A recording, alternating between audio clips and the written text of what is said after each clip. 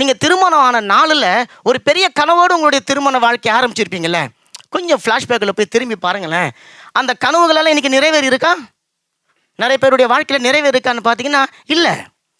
பொண்டாட்டியவே நிறைய பேருக்கு இன்றைக்கி பிடிக்காம இருக்குது. அப்படி தானுங்களேன்? ஏன்? வயசாகிடும், அந்த அழகு போயிடும். ஆரம்பத்தில் இருந்த அந்த அன்பு கூட கணவன் மனைவிக்குள்ளே இப்போ இல்லை. காரணம், அவங்க உலகத்தின் வெற்றிக்காக இயங்கி கொண்டு இருக்கிறாங்க.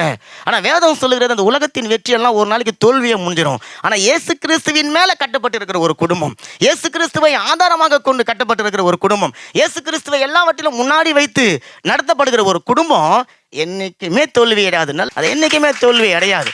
காரணம், இயேசு கிறிஸ்து மரணத்தையே ஜெயித்தவர்னு சொன்னால் உங்களுடைய அன்றாட பிரச்சனைகளை ஜெயிக்க அவர் வல்லவராக அவர் இருக்கிறார் பாருங்க. அப்போ தேவனுடைய வழி நடத்துதலின்படி ஒரு கணவன் மனைவி வாழ்கிற ஒரு வாழ்க்கை தான் வெற்றி உள்ள ஒரு வாழ்க்கை. ரெண்டாவது, வெற்றி உள்ள வாழ்க்கை ஒரு மனுஷன் வாழ்வதற்கு பேஸ், ஆதாரம் ஜெபம்.